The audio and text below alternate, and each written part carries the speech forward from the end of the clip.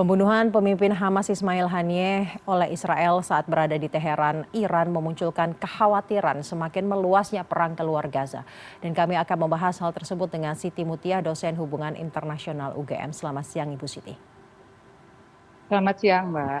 Semoga nggak mengganggu ya. Saya sedang berada di stasiun kereta, menunggu Baik, kereta api menuju Jakarta ya. baik Ibu, suaranya jelas Ya, terdengar. Ibu, komentarnya terlebih dahulu, tanggapannya bagaimana menilai, menganalisa terbunuhnya salah satu pemimpin Hamas.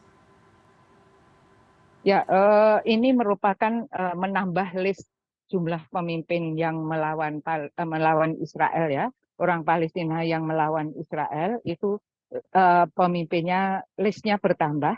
Yang sebelumnya itu beberapa sudah dibunuh. Sebetulnya kalau agak ke belakang itu Ahmad Shah Yassin. Ahmad Shah Yassin adalah pemimpin cikal bakal Hamas, yaitu Jihad Islam. Itu juga dibunuh di Yerusalem. Kemudian ada beberapa pemimpin, bahkan sebetulnya Presiden Iran Ibrahim Raisi itu kecelakaan di dalam helikopter ya. Saya yakin itu juga ada peran Israel di dalamnya. Sebelumnya pemimpin Hizbullah ya, mantan sekjen Hizbullah itu juga dibunuh di Beirut, Lebanon. Kemudian dia dengan alasan ini merupakan pembalasan terhadap dibunuhnya 12 orang Yahudi di dataran tinggi Golan.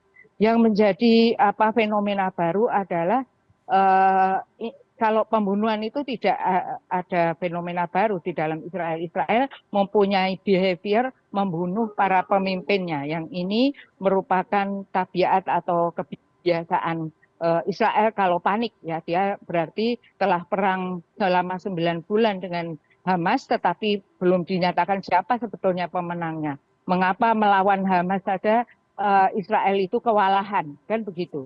Ya dia panik kemudian membunuh para pemimpinnya, begitu. Jadi ini akan menambah eskalasi konflik jika balas dendam itu dilaksanakan. Yang itu biasa. Kemungkinan besar apakah balas dendam ini akan dilaksanakan, Bu? Ya biasanya seperti itu ya. Saya bukan memforecast atau menduga-duga ya. Tapi kalau dilihat dari kebiasaannya memang terjadinya adalah seperti itu. Ya, balas dendam itu akan dilaksanakan. Tetapi kalau menurut saya ya saya menghimbau supaya tidak ada balas dendam Baik, karena ini akan mencederai kesepakatan atau deklarasi Beijing. baik. Deklarasi Namun Beijing yang melihat, telah ya. menyatukan. Namun melihat Ya, rekam jejak, Israel juga kerap kali mencederai persetujuan-persetujuan yang sudah dilakukan sebenarnya, dan melihat rekam jejak, apakah ini benar-benar merupakan sinyal terakhir, sinyal paling gong gitu ya, konflik di Timur Tengah ini justru akan meluas. ya kalau dilihat itu ya memang akan meluas karena dia sudah yang dibom itu kan Teheran. Teheran itu ibu kota Iran dan ini merupakan melanggar kedaulatan Iran kalau begitu, gitu ya. Jadi ya menurut saya ini merupakan provokasi yang memang disengaja Israel untuk memperluas konflik karena dia Benyamin Netanyahu itu panik gitu. Iya. Memang diduga, Jadi diduga motivasinya salah satunya memang ingin memperluas konflik. iya, saya kira begitu. Dia ingin memperluas konflik dan dia sudah dalam taraf apa saja dilakukan kok Hamas tetap bertahan gitu. Itu yang mungkin perhitungan dari Israel saat ini adalah ya membunuh pemimpinnya gitu. Baik. Kemudian Ya, tewasnya Haniyeh, dibunuhnya Haniyeh ini tidak lama setelah eh, Netanyahu berkunjung ke Amerika Serikat. Kira-kira apakah ini ya. kebetulan atau ada dugaan keterlibatan Amerika Serikat? Kalau dugaan keterlibatan Amerika Serikat, saya rasa semua orang tahu ya, Amerika Serikat mendukung eh, mendukung ini. Bentar ya Israel. Mbak, mendukung Israel semua Ya. orang sudah tahu. Jadi apapun yang dilakukan Israel itu ya ada atas lampu hijau, atas lampu hijaunya Amerika Serikat. Hmm.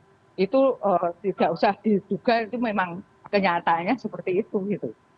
Baik. Itu artinya sebenarnya hingga saat ini Amerika Serikat masih mendukung penuh agresi Israel. Iya, saya rasa begitu. Ya Apakah itu itu memang ya Joe Biden sendiri tidak ada kata-kata dia mengecam ataupun apa ya, ya bukan. Ya jadi memang ya memang itu perilaku Amerika Serikat dan Israel seperti itu. Mereka berteman dan saling mendukung apapun yang dilakukan. apakah itu Gitu. kemudian artinya konflik di Timur Tengah ini tidak akan berakhir dalam waktu dekat dan Israel dan juga negara-negara di belakang Israel ini banyak melanggar, tidak mengindahkan upaya-upaya perdamaian yang sudah dilakukan. Iya, kalau itu sudah sekali lagi itu tabiatnya ya, tabiat dari eh, tabiat dari Israel seperti itu, melanggar semua hukum internasional dan kemudian dia merasa bisa itu karena dia didukung oleh Amerika kan gitu. Ya jadi saya rasa itu bukan hal yang baru kalau dukungan Amerika Serikat terhadap Israel itu nyata, ya itu yang pertama. Kemudian eh, Israel ini juga panik, yang kedua adalah bersatunya Hamas dan Fatah dan 12 faksi PLO yang lain di Beijing gitu ya minggu yang lalu. Itu persatuan itu ya menakutkan. Kalau apalagi kalau persatuan Hamas dan Fatah itu kemudian nanti diikuti dengan persatuan negara-negara Arab, persatuan negara-negara Timur Tengah, persatuan negara-negara OKI, semakin membuat Israel panik. Jadi kepanikan ini diwujudkan dengan semakin, maaf ya, dalam tanda petik brutalnya Israel. Gitu. Pembunuhan terhadap pemimpin itu menunjukkan bahwa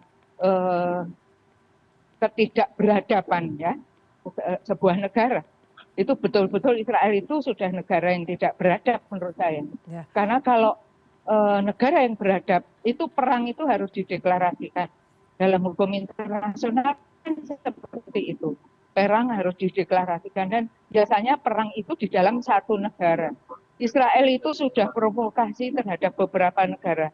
Dia membunuh sekjen Hizbullah di Beirut, Lebanon, negara ya. Kemudian dia sekarang ini di Iran dan kemudian beberapa waktu yang lalu ulama Iran dibunuh di Damaskus.